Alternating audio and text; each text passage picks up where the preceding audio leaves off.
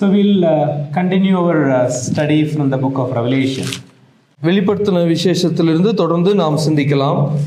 I think we have covered a lot Revelation chapter 20, so that is much easy to go through these chapters, probably for a different perspective of these chapters. திரும்ப இந்த வெளிப்படுத்தின விசேஷத்திலிருந்து நாம் தொடர்ந்து இந்த அதிகாரங்களை நாம் தியானிக்கலாம். So in the last session we have completed chapter 16 and all the three series of judgment we have covered it. 16வது அதிகாரத்திலே நாம் நியாய தீர்ப்புகளை குறித்து நாம் சிந்தித்தோம். Chapter 17 is a bit difficult. Let me try to explain this. 17வது அதிகாரம் சற்று கடினமானதாக காணப்படும், இருந்தாலும் நாம் சிந்திப்போம். One of you can read verse 3 of chapter 17. 17வது அதிகாரத்தின் மூன்றாம் வசனம் நாம் வாசிக்கலாம். 17:3. ஆவிக்குள் எனக்கு வனாந்திரத்திற்கு கொண்டு போனான். அப்பொழுது 7 தலைகளையும் 10 கொம்புகளையும் உடையதும் தூஷணமான நாமங்களால் நிறைந்ததுமான சிவப்பு நிறமுள்ள மிருகத்தின் மேல் ஒரு ஸ்திரீ ஏறி இருக்க கண்டேன். Look, there is a woman here. In few chapter back we have seen a woman. Who is that woman? Israel. கடந்த அந்த அதிகாரத்திலே நாம் சிந்தித்த பொழுது ஒரு ஸ்திரீயை குறித்து வாசித்தோம். அந்த ஸ்திரீ இஸ்ரவேல் தேசத்தை குறிக்கிறது என்று நாம் பார்த்தோம். Now in this chapter this woman is sitting on a scarlet beast. ஆனால் இந்த வசனத்திலே நாம் வாசித்த பொழுது சிவப்பு நிறமுள்ள ஒரு மிருகத்தின் மேல் உட்கார்ந்திருந்த ஒரு ஸ்திரீயை நாம் காண்கிறோம். And it had 7 heads and 10 horns. அந்த மிருகத்தினுடைய தலைகள் 7 தலைகளையும் 10 கொம்புகளையும் உடையவைகளாக காணப்பட்டது. We are going to explain this. இதை நாம் இப்பொழுது விளக்கப் போகிறோம். Do you know what is the name of this woman? இந்த ஸ்திரீயினுடைய பெயர் என்ன? Verse 5. 5வது வசனம். Babylon the Great, the mother of prostitutes and of the detestable things of the earth. இதனுடைய பெயர் ரகசியம், மகா பாபிலோன், வேசிகளுக்கும் பூமியில் உள்ள அருவருப்புகளுக்கும் தாய் என்ற நாமம் என்று சொல்லி அங்கே வாசிக்கிறோம். So this woman represents all the unbelieving or the humankind or the worldly system which is against Jesus Christ. அதாவது இந்த ஸ்திரீயை குறித்து பார்க்கும் பொழுது இந்த உலகத்திலே இயேசு கிறிஸ்துவுக்கு எதிராக காணப்படக்கூடிய எல்லா அருவருப்புகளையும் குறிக்கிற ஒரு வார்த்தையாக காணப்படுகிறது. It includes all kind of a system which includes the financials, the economics and all kind of a world system which is fundamentally against Jesus Christ. அதாவது இயேசு கிறிஸ்துவானவருடைய போதனைகளுக்கு எதிராக காணப்படக்கூடிய மற்ற உலக பொருளாதார கொள்கைகள் மற்றும் பல கொள்கைகளை குறிக்கக்கூடியவைகளாக இது காணப்படுகிறது. In verse 6, John, after seeing that, he is really perplexed. He is astonished. இங்கே யோவான் சீஷன் இதை காணும் பொழுது அவர் ஆச்சரியப்படுகிறார். Now the angel is telling John, don't worry, I will explain about all these things. இதை குறித்து நீ எந்த விதத்திலும் கவலைப்படவோ அல்லது ஆச்சரியப்பட வேண்டாம், நான் உனக்கு விளக்குகிறேன் என்று சொல்லி தூதன் சொல்லுகிறார். Now in the first chapter when John was telling about our God, do you know what is the name he is using? Who was, who is and who is to come.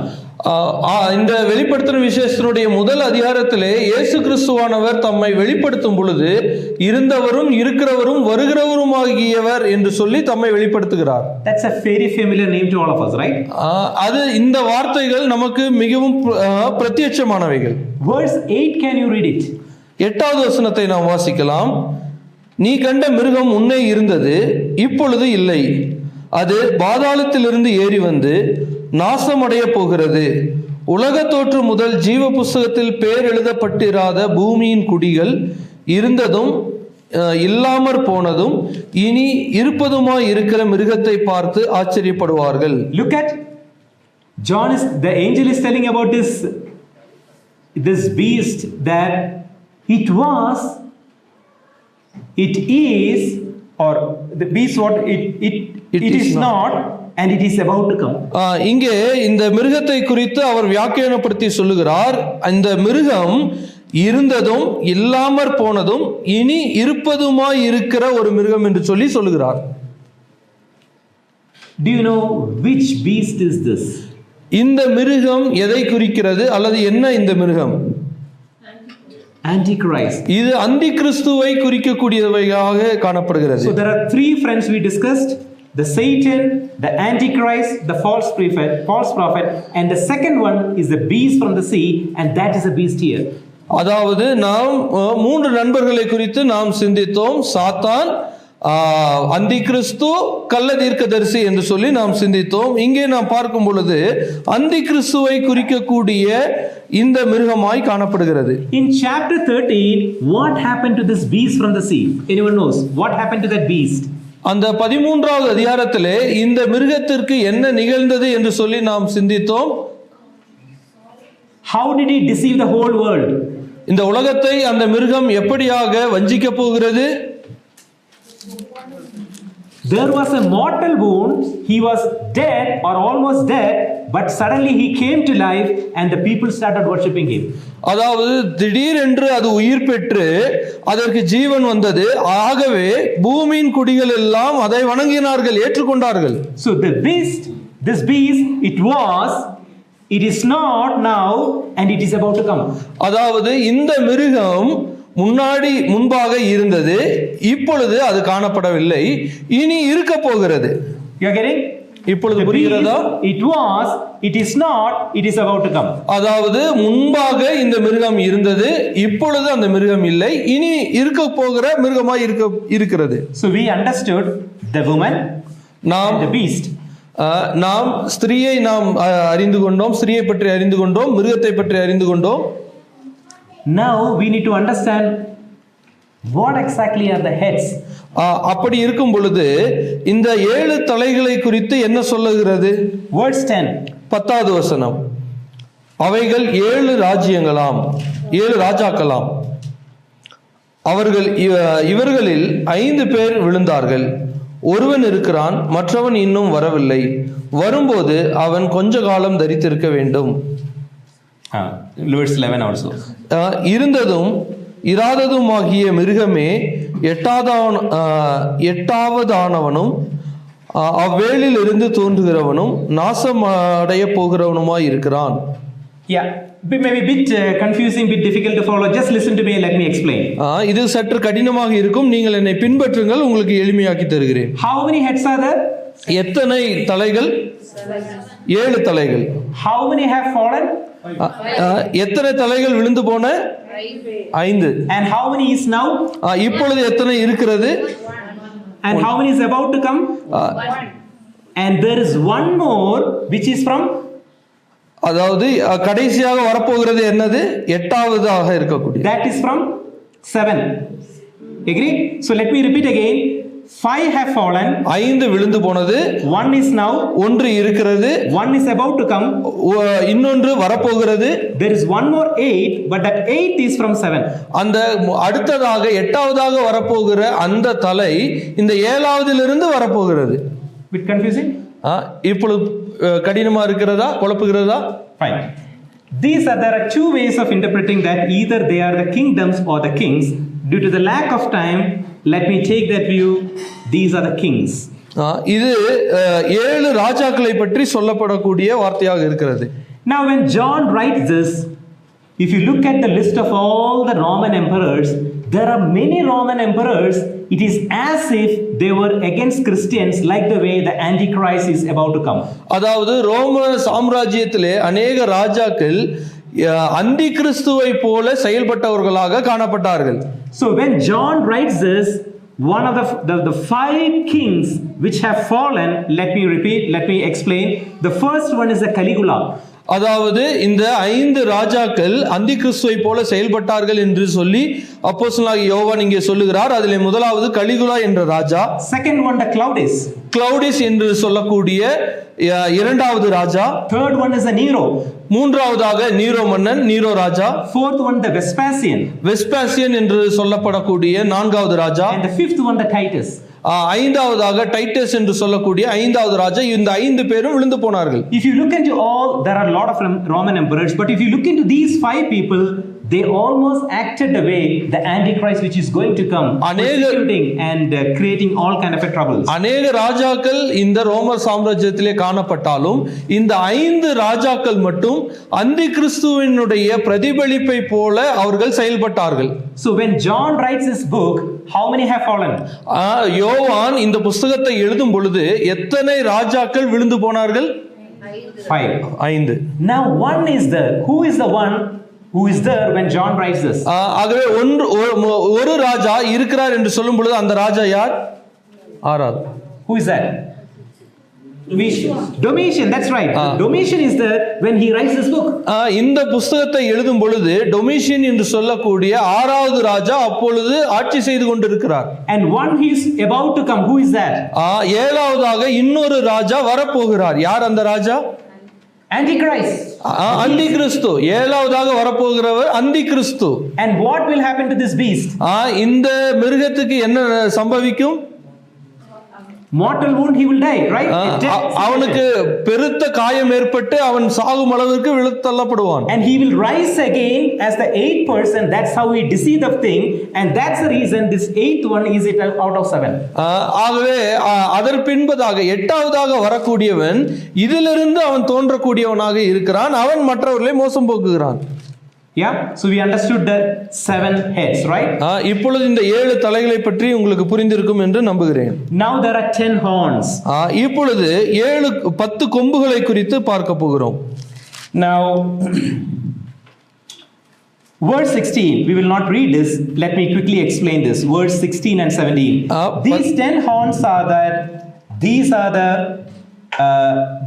the rulers, which verse 17 says that God has put into their minds to carry out his purpose by making a decision to give their royal power to the beast until the words of God are fulfilled.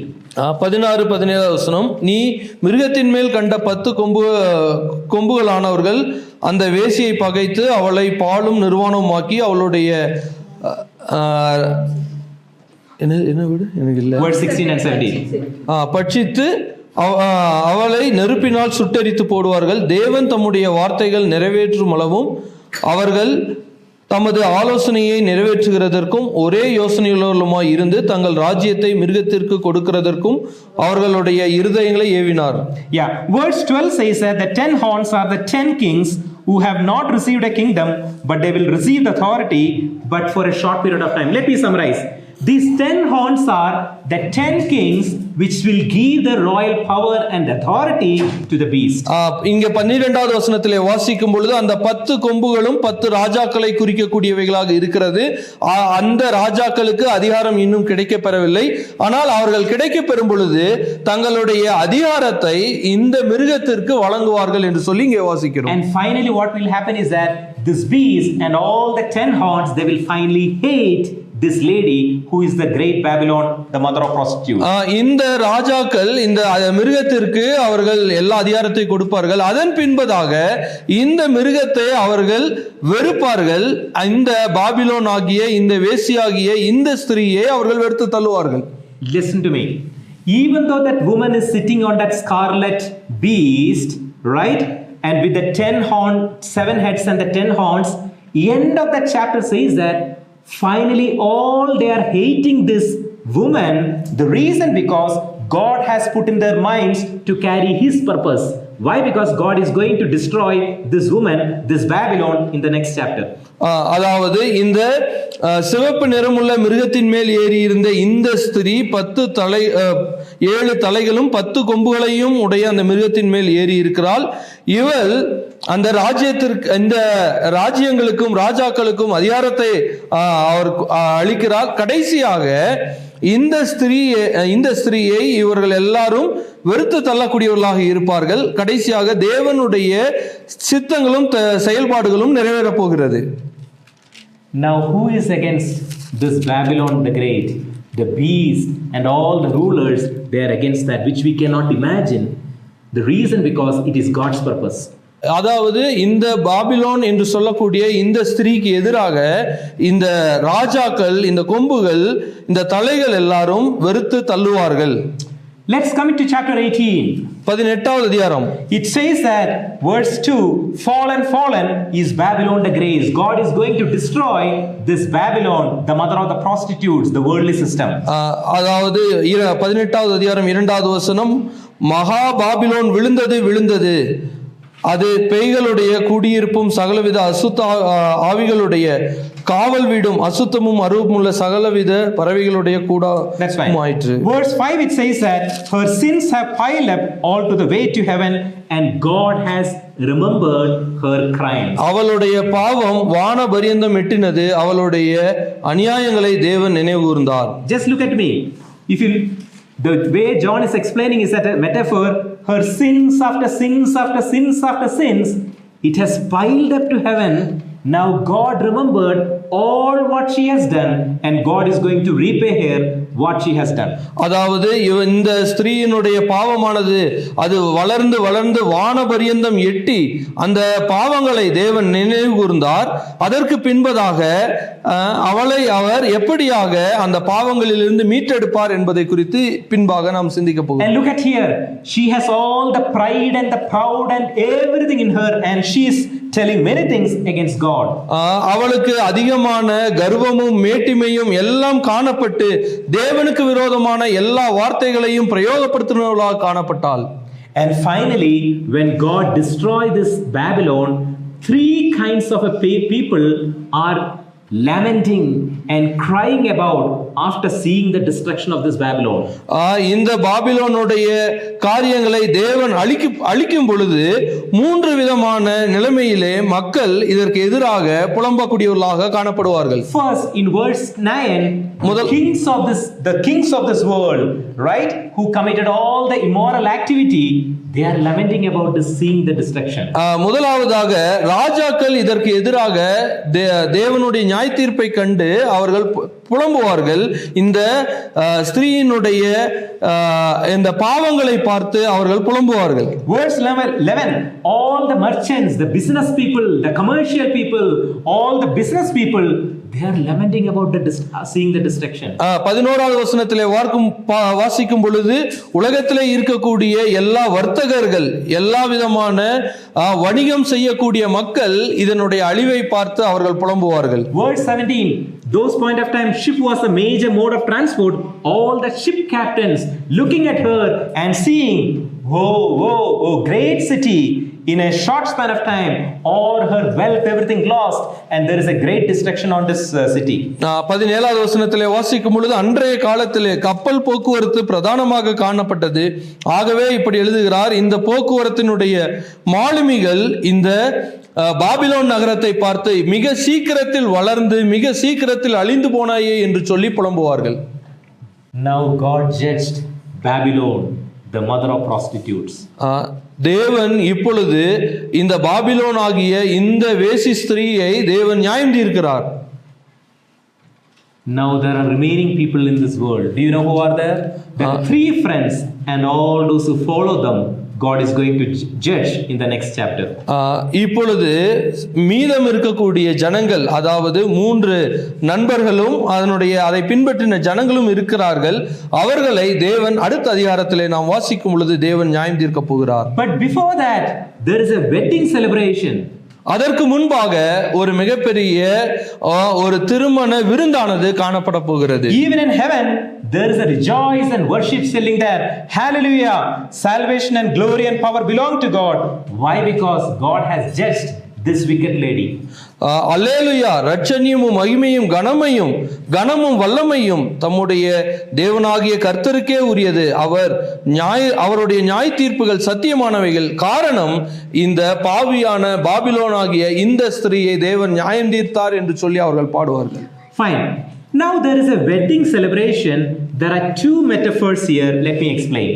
இங்கே ஒரு திருமணத்தினுடைய ஒரு ஆரவாரமானது விருந்தானது காணப்படுகிறது. அதற்காக 2 உவமைகளை இந்த பகுதியிலே வாசிக்க முடியும். In the first metaphor, all the believers, all those who are with Jesus Christ, they are the bride. முதலாவதாக இயேசு கிறிஸ்துவோடு இருக்கக்கூடிய ஜனங்களாகிய அவர்கள் காணப்படுவார்கள். அவர்கள்தான் மணவாட்டி. In the second metaphor, all the believers, they are the guest. இரண்டாவதாக எல்லா விசுவாசிகளும், அதாவது விருந்தினர்களாக இருக்கக்கூடிய மற்ற அனைவரும் தான் இரண்டாவது ஊமையாக காணப்படுகிறது. Let us read the first metaphor, verse 7 and 8. 7-8வது வசனம். நாம் சந்தோஷப்பட்டு கலிகூர்ந்து அவருக்கு துதி செலுத்த கடவோம். ஆட்டுக்குட்டியானவருடைய கல்யாணம் வந்தது, அவருடைய மனைவி தன்னை ஆயத்தம் பண்ணினாள் என்று சொல்ல கேட்டேன். சுத்தமும் பிரகாசமும் உள்ள மெல்லிய வஸ்திரம் தரித்து கொள்ளும்படி அவளுக்கு அளிக்கப்பட்டது. அந்த மெல்லிய வஸ்திரம் பரிசுத்தவான்களுடைய நீதிகளே. Look at who is the bride here. இங்கே யார் மணவாட்டி? சபை. Yeah, or I'll come to that, but for the timing, let me say that the bride is all the followers of Jesus Christ, the followers of Lamb. அதாவது இங்கே மணவாட்டி என்று யாரை குறித்து சொல்லப்படுகிறது என்றால், இயேசு கிறிஸ்துவை யாரெல்லாம் விசுவாசித்து பின்பற்றுகிறார்களோ அவர்களை குறித்து சொல்லப்படுகிறது. I'm not getting into details. Why? Because we have limited time, right? So just understand that the bride represents all those who accepted Jesus Christ and follow him. இங்கே மணவாட்டி என்று சொல்லக்கூடிய இவர்கள் இயேசு கிறிஸ்துவை ஏற்றுக்கொண்டு அவரை பின்பற்றக்கூடியவர்கள். In verse 7, who is making or how that bride is getting ready? இங்கே இந்த மணவாட்டி எப்படியாக தன்னை ஆயத்தம் பண்ணி கொண்டிருக்கிறாள்? The bride has made herself ready. It is she who is preparing herself. இது வேறொரு நபர் இந்த மணவாட்டியை ஆயத்தப்படுத்துவதில்லை, மாறாக அவளே தன்னை தானே ஆயத்தப்படுத்திக் கொள்ளுகிறாள். But in verse 8 says that it is not only this bride, Christ is giving her all the dress and the clean fine linen, which is the righteous deeds of the saints. It is a Christ who prepare her for that wedding. அது மட்டுமல்ல, இங்கே இருக்கக்கூடிய மணவாளன் இந்த மணவாட்டிக்கு சுத்தமான மெல்லிய வஸ்திரங்களை அவளுக்கு கொடுக்கிறார் என்று சொல்லி இங்கே வாசிக்கிறோம். கிறிஸ்துவானவர் இந்த மணவாட்டியை ஆயத்தப்படுத்துகிறார். I'll explain about this in a while. Let us read verse 9. 9வது வசனம். பின்னும் அவன் என்னை நோக்கி, ஆட்டுக்குட்டியானவரின் கல்யாண விருந்துக்கு அழைக்கப்பட்டவர்கள் பாக்கியவான்கள் என்று எழுது என்றான். So this is another blessed state in Revelation. இங்கே இன்னொரு வசனத்தை, ஆசீர்வதிக்கப்பட்டவர்கள் பாக்கியவான்கள் என்று சொல்லப்படக்கூடிய இன்னொரு வசனத்தை இங்கே வாசிக்கிறோம். Who is the blessed person? யார் இங்கே பாக்கியவான்கள்? There is a wedding which is going to happen and someone has distributed the wedding invitation. சிலர் இந்த திருமணத்திற்கு, இந்த கல்யாணத்திற்கு அழைக்கிறார்கள் மற்றவர்களை. அவர்கள் பாக்கியவான்களாக காணப்படுகிறார்கள். Have all received the wedding invitation? எல்லாரும் இந்த திருமணத்தினுடைய அந்த அழைப்பிதழை பெற்றுக்கொண்டார்களா? No, the answer is no. இல்லை. Only few have received the invitation, and all those who have received that invitation, they are the blessed people. சிலர் மட்டும்தான் இந்த திருமணத்தினுடைய அழைப்புதலை பெற்றுக்கொள்கிறார்கள். அதை பெற்றுக்கொண்டவர்கள் பாக்கியவான்கள். What is this marriage all about? இந்த திருமணம் என்று சொல்லக்கூடிய இந்த நிகழ்வு எதை குறிக்கிறது? What John is telling that, look at the believers. When we accepted Jesus Christ, what we have said. Look at, I was in a wretched state. I'm not able to help myself. I'm in a completely hopeless situation. There comes a Savior to save me. There comes a Savior. I really started enjoying Him. There started an intimate relationship with my Savior. அதாவது இந்த மணவாட்டி என்று சொல்லப்படக்கூடியவள், இவள் தன்னைத்தானே அவள் ஆயத்தப்படுத்தி கொள்ளுகிறாள் என்று சொல்லும் பொழுது, நான் ஒரு பரிதாபமான ஒரு நிலையிலே காணப்பட்டேன். அப்படி இருக்கும் பொழுது இந்த இரட்சகர் எனக்காக வந்து என்னுடைய பாவத்திற்காக வேண்டி அவர் தம்மை தாமே கொடுத்தார், அவரை ஏற்றுக்கொள்ளுகிறேன் என்று சொல்லும் பொழுது அவளும் இந்த இயேசு கிறிஸ்துவானவரோடு நெருங்கிய ஒரு உறவை கொண்டிருக்கிறாள். And when that intimate relationship is going to get consummated, இந்த உறவானது எப்பொழுது மிக நெருக்கமாக ஒன்றாக இணைக்கப்படுகிறது? We see that it is going to get consummated when Jesus Christ comes and he rules, that is in the millennial kingdom. எப்பொழுது இந்த இருவரும் இணைக்கப்படுகிறார்கள் என்று சொல்லும் பொழுது இயேசு கிறிஸ்துவானவர் வந்து அந்த 1000 வருட அரசாட்சியிலே அவர்கள் ஆளுகை செய்யும் பொழுது. But that's not ultimate one, that's a penultimate one. But the ultimate one is that we all are going into that eternal state where we dwell with Jesus Christ. We have a very close or intimate relationship with him. அதாவது இந்த 1000 வருட அரசாட்சி என்று சொல்லக்கூடிய இந்த நிகழ்வுதான் இறுதியானதா என்று கேட்டால் நிச்சயமாக இல்லை. இதற்கு பின் இது தற்காலிகமானதுதான். இதற்கு பின்பாக நித்தியமாக இயேசு கிறிஸ்துவோடே அவர்கள் எப்பொழுதும் இருக்கக்கூடிய அதுதான் இறுதியானது. So all those who are sitting here, we should be assured that we have received a copy of that invitation. இங்கே உட்கார்ந்திருக்கிற நாம் அனைவரும் தேவன் கொடுத்திருக்கிற இந்த அழைப்புதலை பெற்றிருக்கிறோமா என்று சோதித்து பார்க்க வேண்டும். And all those who have received that intimation, the question we need to ask is that, do we really enjoy an intimate relationship with Jesus Christ now?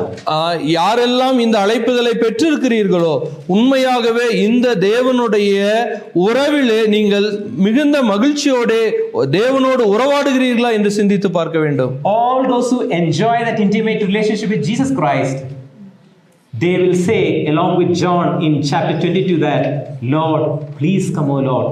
That is a heartfelt longing of any disciple. யாரெல்லாம் இந்த தேவனோடு மிக நெருங்கிய உறவிலே காணப்படுகிறார்களோ அவர்கள் இந்த அப்போஸ்தலனாகிய யோவானோடு சேர்ந்து 22வது அதிகாரத்தில் அவர் சொல்லுகிறது போல, ஆமென், கர்த்தரா இயேசுவே வாரும் என்று சொல்லி அழைக்கக்கூடிய ஜனங்களாக காணப்படுவார்கள். Now there is a great war which is going to happen. இப்பொழுது ஒரு மிகப்பெரிய ஒரு போரானது நிகழப் போகிறது. Someone is coming on a white horse. ஒருவன் ஒரு வெள்ளை குதிரையின் மேல் வரப்போகிறான். What is his name? Verse 11 says that his name is faithful and true. இங்கே 11வது வசனத்திலே வாசிக்கும் பொழுது அந்த வெள்ளை குதிரையின் மேல் ஏறி இருக்கிறவருடைய பெயர் என்ன என்றால் உண்மையும் சத்தியமும் உள்ளவர் என்று எண்ணப்பட்டவர். And he is going to judge and going to a war. அவர் இந்த உலகத்தை நியாயம் தீர்த்து யுத்தம் பண்ண போகக்கூடியவராய் இருப்பார். Who is that person? யார் அந்த நபர்? Jesus Christ is going to make the final war. இயேசு கிறிஸ்துவானவர் தான் இறுதியான யுத்தத்தை செய்யக்கூடியவராய் இருப்பார். Verse 14 says that the armies that are in heaven, dressed in white and clean and fine linen, were following him on white horses. 14வது வசனத்திலே பரலோகத்தில் உள்ள சேனைகள் வெண்மையும் சுத்தமுமான மெல்லிய வஸ்திரம் தரித்தவர்களாய் வெள்ளை குதிரையின் மேல் ஏறி அவருக்கு பின் சென்றார்கள். Who are the people clothed in white, clean and fine linen? இங்கே வெண்மையான சுத்தமான மெல்லிய வஸ்திரத்தை தரித்து அவருக்கு பின் செல்லக்கூடிய இந்த மக்கள் யார்? Verse 8. 8வது வசனம். These are the followers of Jesus Christ. இயேசு கிறிஸ்துவை உண்மையாக பின்பற்றக்கூடியவர்கள். So Jesus Christ is coming with all the believers from heaven into this world. இயேசு கிறிஸ்துவானவர் தம்மை விசுவாசிக்கக்கூடிய ஜனங்களோடு அவர் திரும்பவுமாக இந்த பூமிக்கு வரப்போகிறார். So we all who believe, right? If I am taking one of the view which Pramod has taken, right? So what we have taken is that the next thing which is going to happen is the rapture. All those who believe in Jesus Christ will be caught up. யாரெல்லாம் இதை விசுவாசிக்கிறார்களோ அவர்கள் இயேசு கிறிஸ்துவினுடைய இந்த இரண்டாவது வருடத்தினுடைய முதல் பகுதியிலே எடுத்துக்கொள்ளப்படுவார்கள். Now answer me, or if you take that view, all those who come with Jesus Christ, what kind of a body they will be having? இப்படியாக இயேசு கிறிஸ்துவை விசுவாசிக்கிறவர்கள் அவரோடே கூட வரும் பொழுது அவர்களுக்கு எவ்விதமான சரீரம் கொடுக்கப்பட்டிருக்கும்? It will be a resurrected body. அது ஒரு உயிர்த்தெழுந்த சரீரமாய் இருக்கும். Yeah, that we will use that in the next chapter. அதை நாம் அடுத்த அதிகாரத்திலே நாம் வாசிக்க முடியும். Now if you look at here quickly, we'll go through it. Verse 19, 20 and 21, one of you can read. இந்த 19வது அதிகாரம் 19, 20, 21. பின்பு மிருகமும் பூமியின் ராஜாக்களும் அவருடைய சேனைகளும் குதிரையின் மேல் ஏறி இருக்கிறவரோடும் அவருடைய சேனையோடும் யுத்தம் பண்ணும்படிக்கு கூடி வர கண்டேன். அப்பொழுது மிருகம் பிடிக்கப்பட்டது. மிருகத்தின் முன்பாக செய்த அற்புதங்களால் அதன் முத்திரையை தரித்திருந்தவர்களையும் அதன் சொரூபத்தை வணங்கினவர்களையும் மோசம் போக்கின கள்ள தீர்க்கதரிசியும் கூட பிடிக்கப்பட்டான். இருவரும் கந்தகம் எரிகிற அக்கினி கடலிலே உயிரோட தள்ளப்பட்டார்கள். மற்றவர்கள் குதிரையின் மேல் ஏறினவருடைய வாயிலிருந்து புறப்படுகிற பட்டயத்தால் கொல்லப்பட்டவர்கள். அவர்களுடைய மாம்சத்தினால் பறவைகள் யாவும் திருப்தி அடைந்தன. Okay, it is a war. Now the question is that it is between who and whom? இங்கே ஒரு யுத்தத்தை குறித்து வாசிக்கிறோம். யார் யாருக்கு எதிராக போர் செய்கிறார்? On one side, Jesus Christ and all his followers from heaven, right? and all the believers in their physical body from great tribulation. அதாவது இந்த யுத்தத்திலே ஒரு புறம் யார் காணப்படுவார்கள் என்றால் இயேசு கிறிஸ்து காணப்படுவார். இரண்டாவதாக இயேசு கிறிஸ்துவை பின்பற்றக்கூடிய ஜனங்கள் உயிர் தெழுந்தவர்களாக அல்லது நாம் எல்லாரும் எடுத்துக்கொள்ளப்பட்ட நிலைமையிலே அந்த மறுரூப சரீரத்திலே காணப்படுவோம். மூன்றாவதாக இந்த மகா உபத்திரவ காலத்தினுடைய கடைசியிலே உயிர் தெழுந்திருக்கக்கூடிய மக்களுமாக காணப்படுவார்கள். Now, which group of believers is missing here? இங்கே ஒரு கூட்ட மக்கள் காணப்படாமல் இருக்கிறார்கள். இயேசு கிறிஸ்துவை விசுவாசிக்கிறவர்கள் யார் அவர்கள்? Old Testament. Yeah, we will just keep that in your mind. We will discuss that when we come to verse 20, chapter 20. Fine.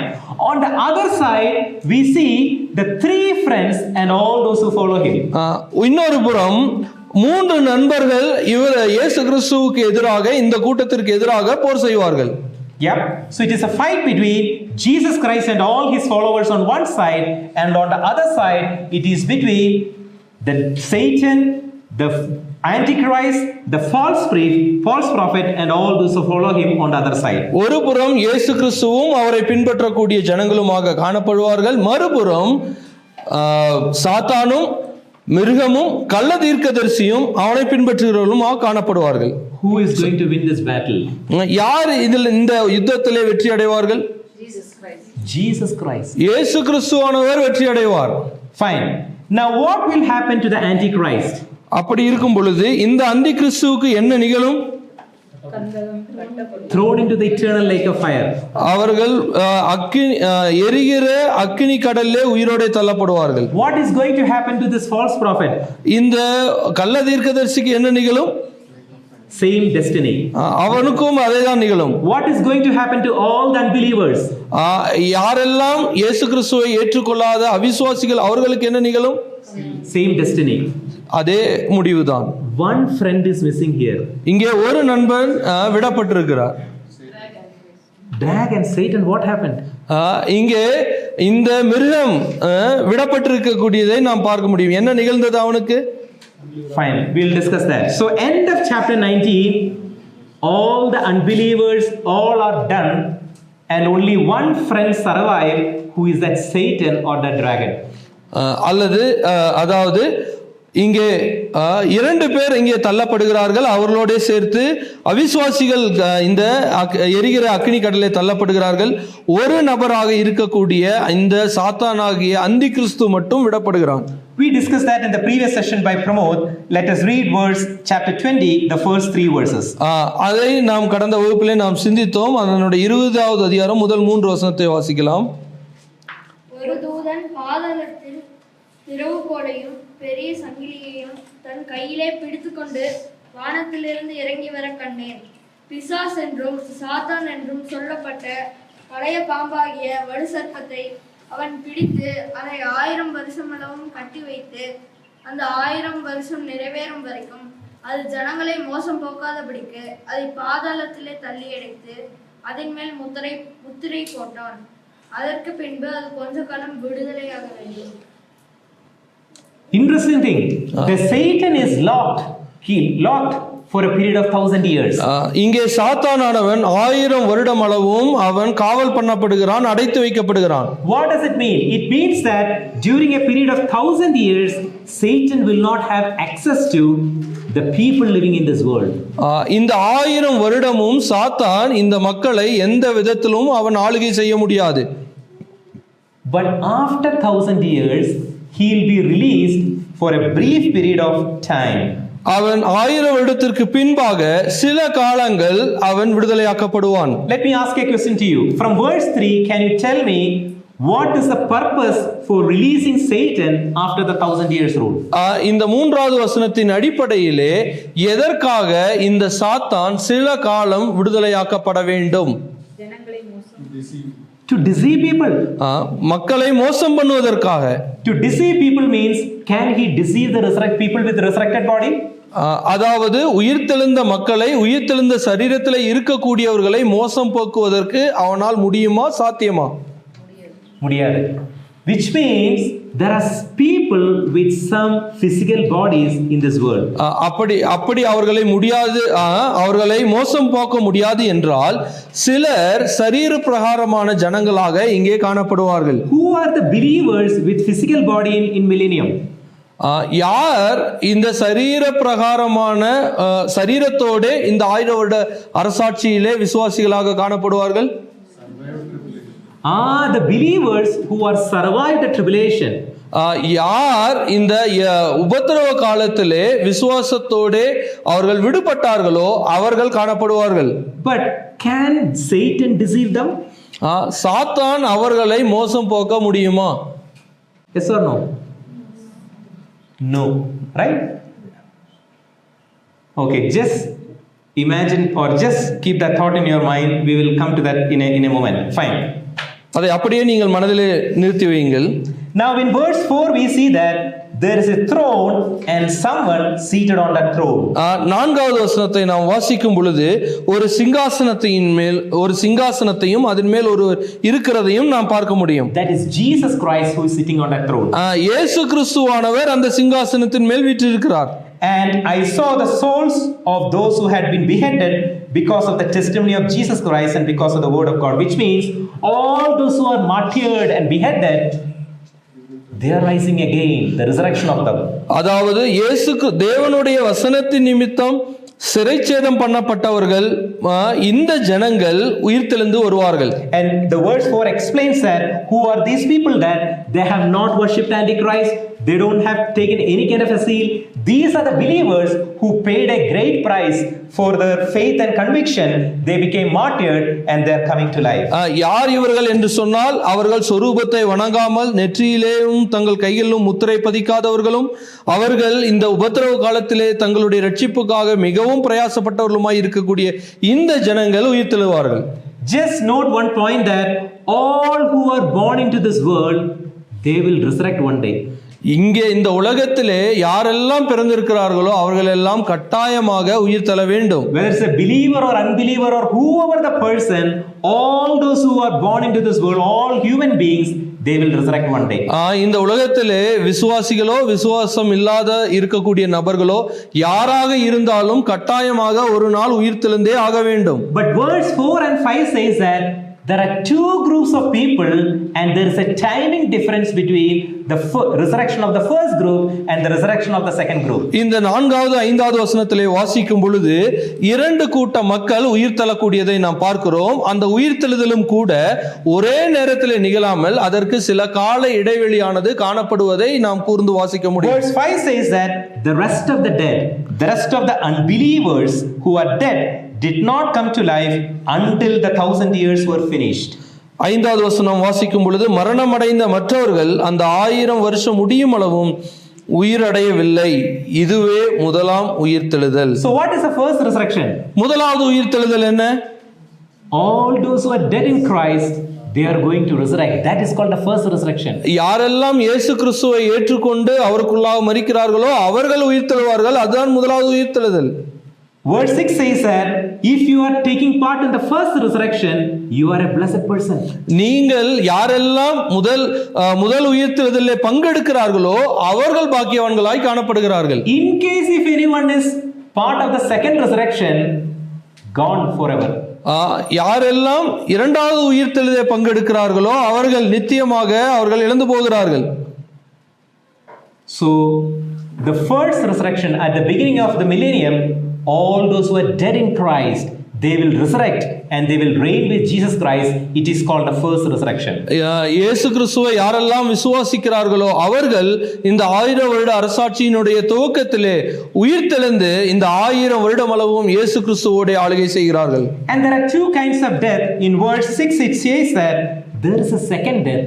Second death means finally Jesus Christ is throwing maybe sending the people to the eternal lake of fire, that is called the second resurrection, second death. 6வது வசனத்திலே நாம் வாசிக்கும் பொழுது இரண்டாம் மரணத்தை குறித்து அங்கே வாசிக்கிறோம். அந்த இரண்டாம் மரணம் என்று சொல்லும் பொழுது நித்தியமாக விசுவாசிக்காத இந்த ஜனங்கள் நரகத்திலே எரிகிற அக்கினி கடலிலே தள்ளப்படுவதை குறிக்கிறது. And all the believers, they will reign Jesus Christ for a period of 1000 years. இயேசு கிறிஸ்துவை ஏற்றுக்கொண்டு விசுவாசித்த மக்கள் 1000 வருடமளவும் இந்த பூமியை அரசாட்சி செய்வார்கள். Can you just make some imagination about that kingdom? நீங்கள் இந்த 1000 வருட அரசாட்சியை குறித்து சற்று கற்பனை செய்து பாருங்கள். What kind of a kingdom it will be? எப்பேற்பட்ட ஒரு ராஜ்யமாக ஆட்சியாக அது காணப்படும். Will there be any corruption? அப்பொழுது ஊழல் காணப்படுமா? Will there be any injustice? அப்பொழுது அநீதி இழைக்கப்படுமா? Will there be any kind of fighting? ஏதாவது சண்டை சச்சரவுகள் காணப்படுமா? Will there be any strike or wealth? ஏதாவது போராட்டங்கள் நிகழுமா? Will there be any kind of a war? ஏதாவது போர்கள் யுத்தங்கள் தேசங்களுக்கு இடையிலே காணப்படுமா? Do you agree that it will be a perfect kingdom? நீங்கள் அதை ஒரு பூர்த்தியான முழுமையான ஒரு அரசாட்சி என்று ஒத்துக்கொள்வீர்களா? Do you think that after the 1000 years will any person will have any complaint against that government? 1000 வருட அரசாட்சிக்கு பின்பாக எந்த மக்களாவதும் இந்த 1000 வருட அரசாட்சி மோசம் என்று சொல்லக்கூடிய மக்கள் காணப்படுவார்களா? Yes or no? Some are telling yes and some are telling no. Let me ask this question again. If it is a very perfect kingdom, right? Do you think that any person after enjoying the 1000-year rule, whether any person will have any kind of a complaint or any kind of a problems or any kind of a murmur or any kind of a thing against this government? அதாவது நான் திரும்பமாக சொல்லுகிறேன், ஒரு பரிபூரணமான ஒரு ஆட்சி, ஒரு குறைவற்ற ஆட்சி, ஊழல் இல்லாத நீதியான ஒரு ஆட்சி இருக்கும் பொழுது இந்த 1000 வருடம் இந்த ஆட்சியானது நிறைவு பெற்ற பின்பாக ஏதாவது மக்கள் இந்த ஆட்சியை குறித்து குறையோ குற்றங்களோ சொல்வார்களா? Yes or no? No. No, but. No, but. Back side people are telling yes and here the people are telling no. Yeah?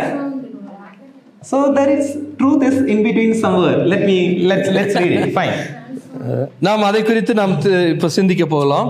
Now, if it is a perfect world, even if you release Satan, he cannot do anything.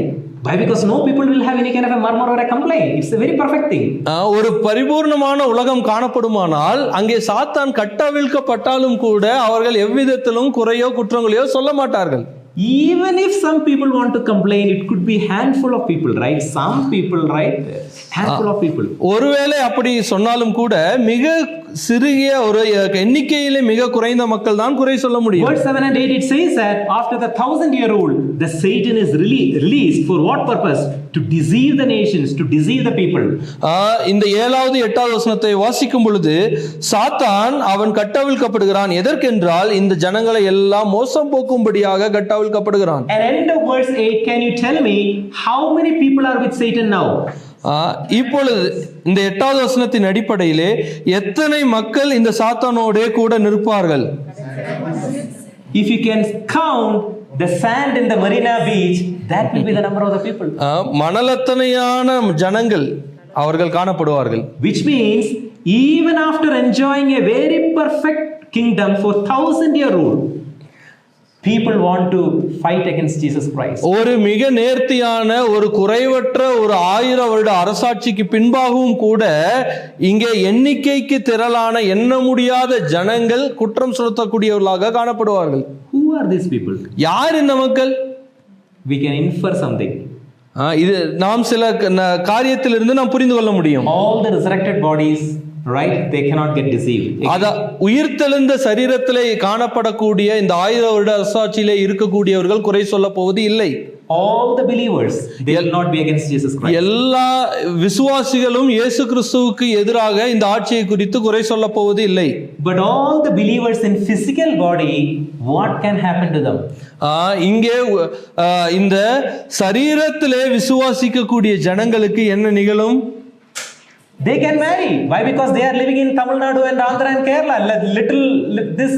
This earth only.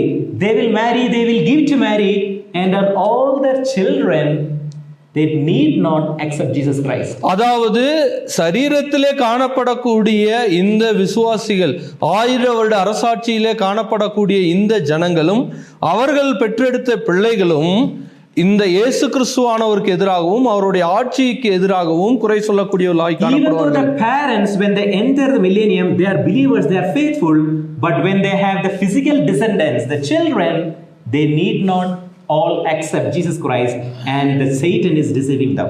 விசுவாசத்தின் அடிப்படையிலே தான் அவர்கள் 1000 வருட அரசாட்சிக்குள்ளாக பிரவேசித்தார்கள். ஆனால் அவர்கள் பெற்றெடுத்த பிள்ளைகள் அவர்கள் இயேசு கிறிஸ்துவை ஏற்றுக்கொள்ளாதவர்களாக அவருக்கு எதிராக செயல்படக்கூடியவர்களாக காணப்படுகிறார்கள். Verse 10 it says that the devil who deceived was thrown into the lake of fire along with the beast and the false prophet, and there will be tormented there night and day forever and ever. 10வது வசனம், அவர்களை மோசம் போக்கின பிசாசானவன் மிருகமும் கள்ள தீர்க்கதரிசியும் இருக்கிற இடமாகிய அக்கினியும் கந்தவுமான கடலிலே தள்ளப்பட்டான். அவர்கள் இரவும் பகலும் சதா காலங்களிலும் வாதிக்கப்படுவார்கள். On an interesting note, for 1000-year period, the three friends could not join together. But after the 1000 year, all are meeting in a place called the eternal lake of fire. They will be there for ever and ever. இந்த 3 நண்பர்களும் இந்த 1000 வருட அரசாட்சியிலே அவர்கள் சந்தித்துக் கொள்வதே இல்லை. ஆனால் இந்த 1000 வருட அரசாட்சிக்கு பின்பாக அவர்கள் சந்தித்துக் கொள்கிறார்கள். எங்கே என்று பார்க்கும் பொழுது அக்கினியும் கந்தகமும் எரிகிற கடலிலே, அக்கினி கடலிலே அவர்கள் நிரந்தரமாக தள்ளப்பட்டு அங்கே சந்தித்துக் கொள்ளக்கூடியவர்களாக இருப்பார்கள். Now, இப்பொழுது verse 11 onwards, we see that there is a throne. What is the color of that throne? 11வது வசனத்திலே நாம் வாசிக்கும் பொழுது ஒரு வெள்ளை சிங்காசனத்தை நாம் காண முடியும். Who is sitting on the throne? இந்த சிங்காசனத்தின் மேல் யார் வீற்றிருக்கிறார்? Jesus Christ. இயேசு கிறிஸ்துவானவர் வீற்றிருக்கிறார். And he is opening 2 books. அவர் 2 புத்தகத்தை அவர் திறக்கிறார். What are the names of the 2 books? என்ன அந்த புத்தகம்? Book of life and the books according to the deeds. ஒன்று ஜீவ புஸ்தகம், இன்னொன்று மக்களுடைய கிரியைகளுக்கு தக்கதாக செயல்பட்ட அந்த செயல்பாட்டினுடைய ஞாபக புஸ்தகம். We need to be having the assurance that our names are written where? நாம் நம்முடைய பெயர் எந்த புத்தகத்திலே எழுதப்பட்டிருக்கிறது என்பதை உறுதி செய்ய வேண்டும். It should be written in the book of life. அது ஜீவ புத்தகத்தில் நம்முடைய பெயர் எழுதப்பட்டிருக்க வேண்டும். But all their books are, the names are not written in the book of life.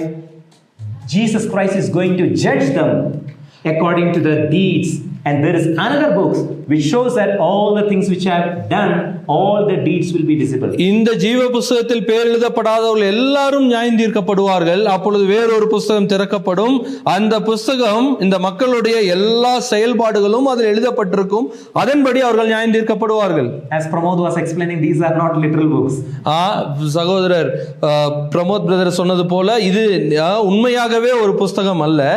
Look, there are many cases in this world which are not revealed. Even the police and the judiciary, they are not able to identify who are the culprits. அதாவது இந்த உலகத்திலே அநேக குற்றங்கள் காணப்படுகிறது. அந்த குற்றங்கள் பதிவு செய்யப்பட்டிருந்தாலும் அந்த குற்றவாளிகள் யார் என்று கண்டுபிடிக்கப்படாமலே அந்த குற்றங்கள் தொடர்ந்து கொண்டிருக்கிறது. But everything is written in the books according to their deeds. ஆனால் மக்களுடைய கிரியைகளுக்கு தக்கபடியாக எழுதப்பட்டிருக்கிற ஒரு புத்தகமானது காணப்படுகிறது. அதில் எழுதப்பட்டிருக்கிறது. Let's read verse 13. 13வது வசனம். சமுத்திரம் தன்னில் உள்ள மரித்தோரை ஒப்புவித்தது, மரணமும் பாதாளமும் தங்களில் உள்ள மரித்தோரை ஒப்புவித்தன. Yeah, let me explain. Look at many unbelievers, they are killed or died where? In sea. அநேக அவிசுவாசிகள் அவர்கள் அந்த கடலிலே மரித்தவர்களாக காணப்பட்டிருக்கிறார்கள். Even those who are having the other, maybe the normal death, it will be there in the some tomb or somewhere in the death and the Hades. The picture here we see that it is only a parking place. But at the white throne judgment, all the sea and the death and the Hades, they are giving the dead bodies or they are giving the souls back to God. அதாவது இந்த வெள்ளை சிங்காசனத்தின் மேல் வீற்றிருக்கக்கூடிய இந்த தேவனுக்கு முன்பாக நியாய தீர்ப்பு அடையும்படியாக சமுத்திரத்தில் இருக்கக்கூடியவர்களும் மற்றவர்களும் சரீரத்தின்படியாக அவர்கள் உயிர் தெழுந்து அவருக்கு முன்பாக நியாய தீர்ப்பு அடைவதற்காக வந்து நிற்பார்கள். So before the white throne judgment, all the unbelievers, they are going to resurrect. It is called the second resurrection. அதாவது இயேசு கிறிஸ்துவை விசுவாசிக்காத எல்லா மக்களும் அவர்கள் கண்டிப்பாக இயேசு கிறிஸ்துவினால் நியாயம் தீர்க்கப்படுவதற்காக இந்த வெள்ளை சிங்காசனத்திற்கு முன்பாக கட்டாயம் வந்து நிற்பார்கள். And what is their eternal destiny? அவர்கள் Yeah, verse 14 says that the death and the Hades, which are the eternal enmity of man, it will be thrown into the lake of fire, and this is the second death. And if anyone's name was not found written in the book of life, the eternal destiny is the lake of fire. இந்த வெள்ளை சிங்காசன நியாய தீர்ப்புக்கு முன்பாக நிற்கக்கூடிய மக்களுடைய இறுதி முடிவானது என்ன என்று பார்க்கும் பொழுது, அவர்கள் நியாய தீர்ப்படைந்து அவர்கள் அக்கினி கடலிலே நித்திய காலமாக மரிப்பார்கள். ஜீவ புஸ்தகத்தில் பேர் எழுதப்படாத எல்லாரும் இந்த அக்கினி கடலிலே தள்ளப்படுவார்கள். Now at the end of verse chapter 19, look, the woman, the Babylon the great, the woman gone, the beast from the sea, beast from the earth, dragon, all unbelievers, they are eternally sent into the lake of fire. 19வது அதிகாரத்தினுடைய கடைசியிலே நாம் பார்க்கும் பொழுது, இந்த ஸ்திரீயானவள் அவள் நியாயம் தீர்க்கப்படுகிறாள். இந்த மிருகம், இந்த கள்ள தீர்க்கதரிசி, இவர்கள் நியாயம் தீர்க்கப்படுகிறார்கள். இயேசு கிறிஸ்துவை ஏற்றுக்கொள்ளாதவர்கள் இந்த அக்னி கடலிலே தள்ளப்படுகிறார்கள். Now who all are left? யாரெல்லாம் மீதம் இருக்கிறார்கள்? Who all are left? யார் 20வது அதிகாரத்தில் யார் மீதம் இருக்கிறார்கள்? Jesus Christ and all those who follow him. இயேசு கிறிஸ்துவும் அவரை விசுவாசிக்கக்கூடிய ஜனங்கள் மட்டும்தான் இப்பொழுது மீதம் இருக்கிறார்கள். Now let us come to verse chapter 21. இப்பொழுது 21வது அதிகாரத்திற்கு நாம் கடந்து வருவோம். Verse 5, the one seated on the throne said, look, I am making all things new. 21வது அதிகாரம் 5வது வசனத்திலே நாம் இப்படியாக வாசிக்கிறோம், இதோ நான் சகலத்தையும் புதிதாக்குகிறேன் என்றார். Whatever we see, right? The earth, all the cosmic things, all the things, the one seated on the throne is telling that, look, I am making everything new. சிங்காசனத்திலே வீற்றிருக்கக்கூடிய இந்த தேவன் சொல்லுகிறார், நான் சகலத்தையும் புதிதாக்குகிறேன். நாம் காணக்கூடிய இந்த உலகம், இந்த ஆகாய மண்டலம் எல்லாவற்றையும் தேவன் புதிதாக்குகிறார். So when Jesus Christ rule on this earth, whether the Tamil Nadu and Andhra will be there, இயேசு கிறிஸ்துவானவர் ஆளுகை செய்யும் பொழுது இந்த தமிழ்நாடும் ஆந்திராவும் காணப்படுமா? millennium, chapter 19, will it be there?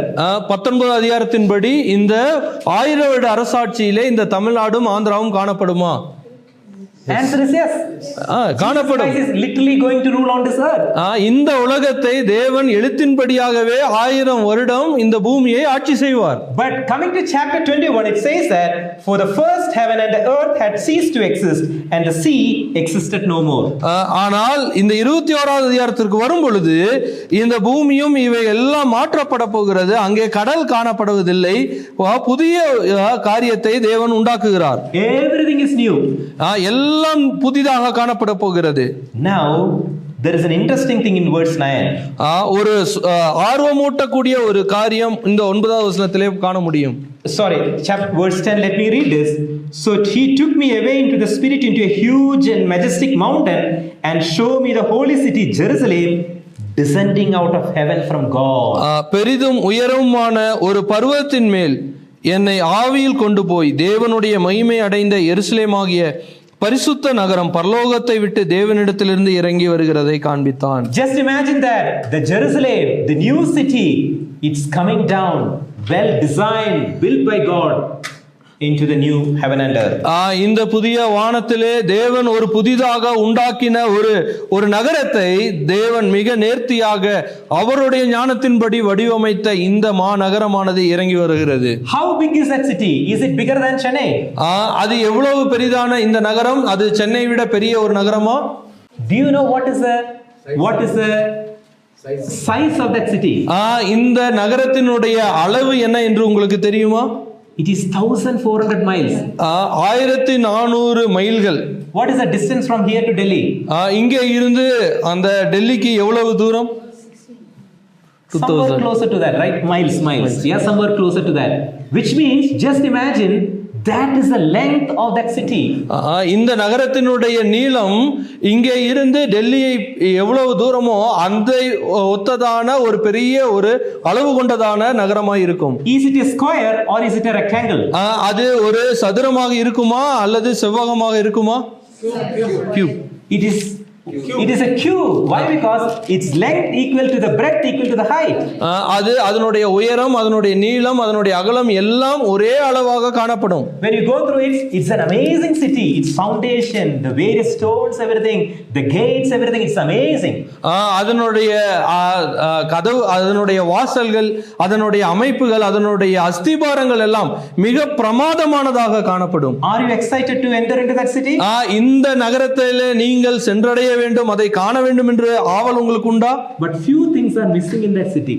அதிலே சில காரியங்கள் விடுபட்டிருக்கிறது. Verse 22 says that there is no temple in the city.